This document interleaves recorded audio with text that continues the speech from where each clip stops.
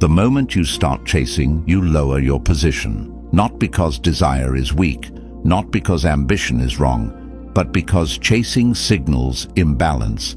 It says, I need this more than it needs me.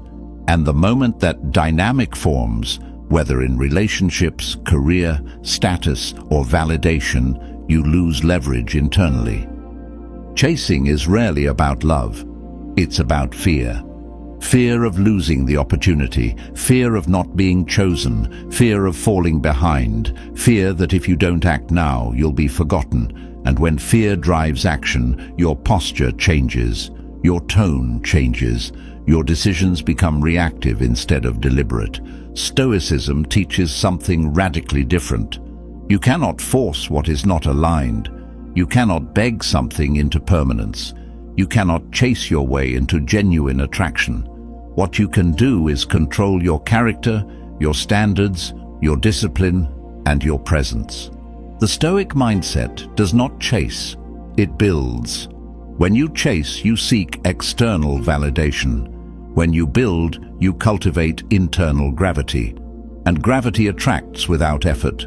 The sun does not chase planets, it holds its position. Its strength creates orbit.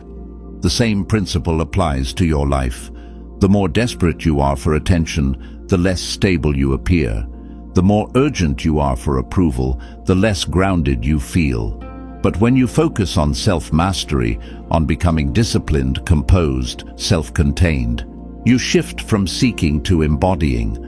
And what belongs to you will not require pursuit that costs your dignity.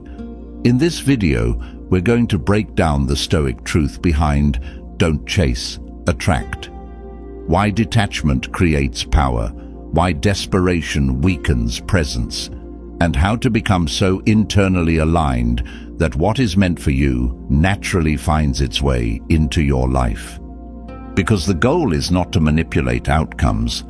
The goal is to become the kind of man who doesn't need to chase them. Chasing feels proactive. It feels bold. It feels like effort.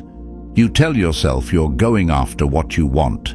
But Stoicism asks a deeper question. Are you pursuing with purpose or chasing from attachment?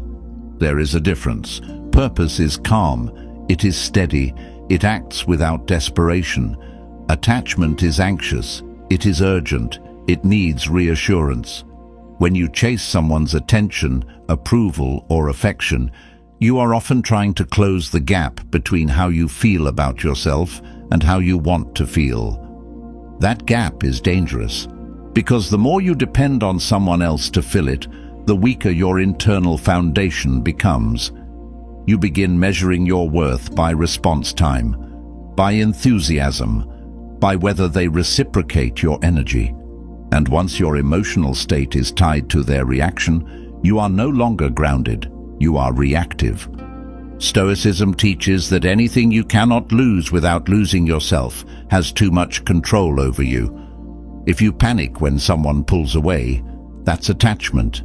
If your mood drops when attention fades, that's attachment. If you feel compelled to send another message because silence makes you uncomfortable, that's attachment. And attachment repels. Not because people dislike attention, but because desperation lacks stability. Stability is attractive. Self-command is attractive. Calm confidence is attractive. When you stop chasing, you are not withdrawing effort. You are withdrawing dependency. You are signaling to yourself that your value does not fluctuate based on someone else's response. That shift changes your energy. You stop over-explaining. You stop double-texting. You stop rearranging your schedule for crumbs of attention. You maintain your pace. You maintain your standards. You maintain your composure. And that composure communicates something powerful. You want connection, but you do not need it to validate you. That is strength, and strength does not chase. It attracts. When people hear "don't chase," they often confuse it with not caring. They think detachment means being cold, distant, or emotionally unavailable. But Stoicism never taught apathy. It taught control. Detachment is not indifference. It is emotional sovereignty. You can care deeply and still remain grounded. You can desire someone and still maintain your standards. You can pursue opportunities and still accept outcomes without collapsing. That balance is what separates strength from neediness. When you chase, you are trying to control the outcome. You are trying to secure certainty. You are trying to eliminate the discomfort of not knowing. But detachment says, I will show up fully, and I will accept what follows without losing myself. That mindset changes how you move. You express interest once, clearly and confidently. You do not overcompensate. You do not flood someone with attention hoping it increases your value. You do not negotiate attraction. You let your presence speak for itself. If they respond with equal energy, alignment grows naturally. If they don't, you do not beg for consistency. You step back. That step back is power, because it communicates that you are not here to convince someone to choose you. You are here to see if they naturally align with you. That shift, from proving to evaluating, changes the entire dynamic. Stoicism teaches acceptance of reality without resistance. If someone pulls away, that is information. If someone loses interest, that is clarity. You do not fight reality, you adjust to it. And when you operate from that place of calm detachment, something happens. You become rare. Because most people cling, most people chase, most people panic when energy shifts. But the man who remains steady, who neither chases nor withdraws bitterly, who simply holds his position, he carries gravity. And gravity attracts what is aligned, not by force, by presence. If you truly want to attract instead of chase, you must build gravity. Gravity is not loud. It does not announce itself. It does not demand attention. It simply exists with such density that things begin to orbit it naturally. In life, that density is character. Stoicism teaches that your focus should be on what you can control. Your habits, your discipline, your mindset, your reactions.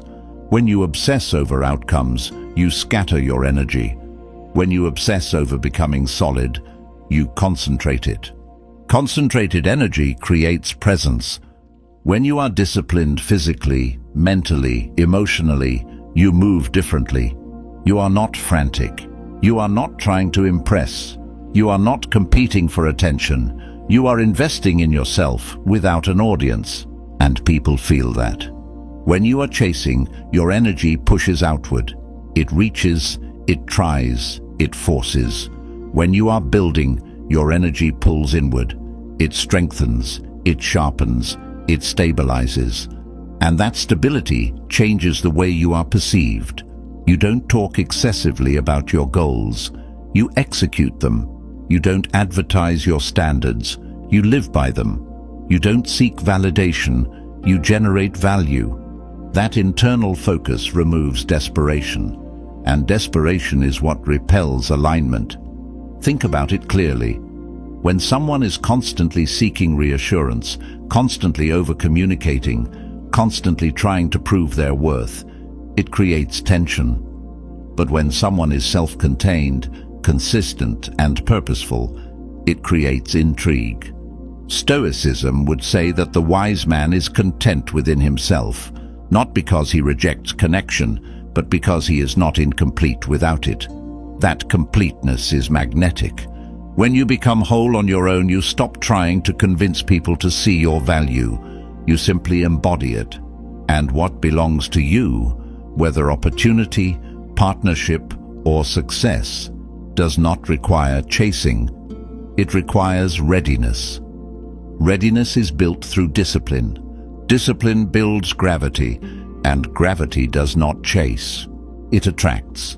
One of the clearest signs you are chasing is when you start forcing what isn't flowing. You send the extra message, you initiate every conversation, you make excuses for inconsistent behavior, you justify red flags because you're attached to the outcome. You tell yourself that if you just try harder, give more, explain better, be more impressive, things will stabilize. But Stoicism teaches that reality does not bend to effort alone. Alignment is either present or it isn't. When something belongs in your life, it does not require constant convincing. It does not require you to shrink your standards or inflate your effort disproportionately. Mutual interest has rhythm. It has reciprocity. It has ease. Chasing disrupts that rhythm. The more you push, the more unnatural the interaction becomes. You start reading into silence. You start overanalyzing responses. You start negotiating your own boundaries to keep momentum alive. And slowly, you drift away from your center. Stoicism would call this resisting nature. If someone is not meeting your energy, that is information. If an opportunity requires you to compromise your integrity just to maintain access, that is clarity. Your job is not to override reality. Your job is to respond to it wisely. Forcing what isn't aligned drains you. It makes you anxious. It makes you reactive. It makes you dependent on unpredictable feedback. And dependency weakens frame. When you stop forcing, something powerful happens. You conserve energy, you maintain dignity, you allow space, and space reveals truth faster than pressure ever could. If they step forward naturally, alignment grows. If they drift away, misalignment is confirmed. Either way, you win, because you didn't compromise yourself in the process. Stoicism is not about passivity. It is about disciplined action followed by acceptance. You make your intention clear once. You show interest once. You create opportunity once. After that, you observe. And what is meant to remain will not require chasing to stay. When you stop chasing, your energy changes. You're no longer scanning for signs. You're no longer obsessing over response times. You're no longer adjusting your mood based on someone else's behavior. There's a steadiness that enters your posture, a calm confidence that doesn't need to prove itself. Stoicism calls this inner sufficiency.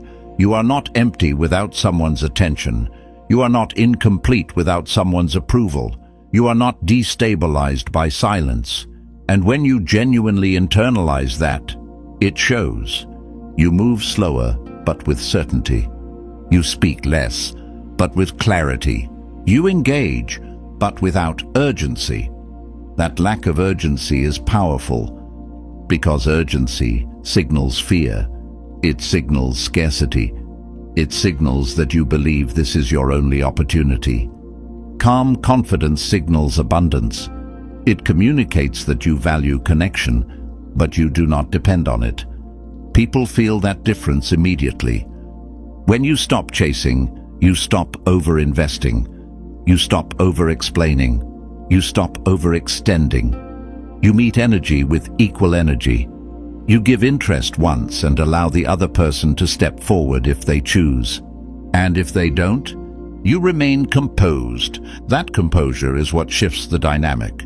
Because the moment someone realizes you are not emotionally hooked, that your stability does not hinge on their reaction, they begin to see you differently, not because you played a game, but because you demonstrated self-command. Stoicism reminds you that control begins with restraint. You cannot control who chooses you. You cannot control who sees your value, but you can control how you respond to inconsistency. When you respond with calm instead of panic, you create gravity.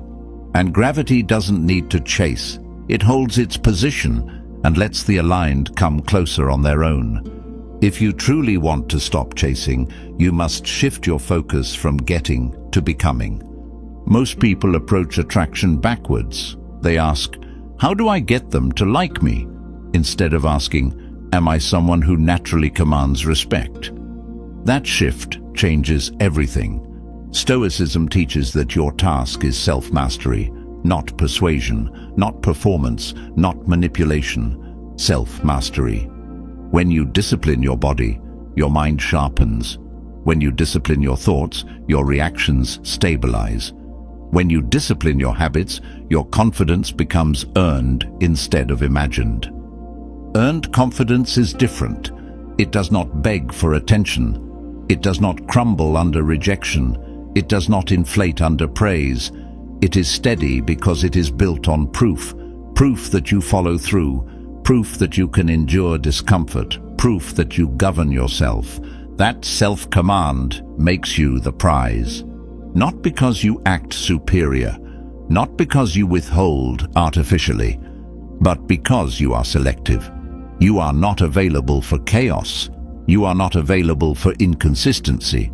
You are not available for half-effort dynamics. You invest where there is reciprocity. You withdraw where there is imbalance. And that behavior communicates value without words. When you chase, you are trying to secure something external. When you become the prize, you are refining something internal, and internal refinement is far more sustainable. Stoicism reminds you that the only true possession is your character. Build that relentlessly. Build your health. Build your discipline. Build your purpose. Build your calm. When you do, your energy changes. You stop looking for someone to complete you. You look for someone to complement you. And what complements strength does not need to be chased. It aligns, because value recognizes value. And when you become solid, you no longer need to prove it. It is felt. One of the hardest parts about not chasing is trusting timing. Your mind wants acceleration. It wants confirmation that things are moving. It wants visible progress. But Stoicism teaches patience without passivity. There is a difference between waiting idly and building actively. When you stop chasing, it does not mean you stop progressing. It means you stop forcing outcomes while continuing to refine yourself. You move forward in your purpose. You improve your skills. You expand your network. You strengthen your body. You cultivate your discipline. You are not standing still. You are advancing without attachment. That detachment allows you to trust timing without losing momentum. You understand that what aligns with your growth will intersect naturally. You do not rush connections that are not ready. You do not panic when progress is slow. You do not mistake delay for denial. Most people sabotage good timing by acting too soon. They push for exclusivity before clarity. They demand commitment before consistency. They overinvest before alignment. And in doing so, they strain what could have unfolded organically. Stoicism teaches harmony with reality. If something is meant to grow, it will grow at a pace consistent with mutual readiness. Your responsibility is not to accelerate it. It is to be prepared when it arrives. Preparation requires discipline, so you keep moving. You keep refining. You keep expanding your competence and stability. You let life unfold without clutching at it. And here is the paradox. The more secure you become in your own momentum, the less anxious you are about outcomes. You stop staring at the horizon waiting for something to appear. You focus on your steps, and when you focus on your steps, you naturally arrive where you are meant to be.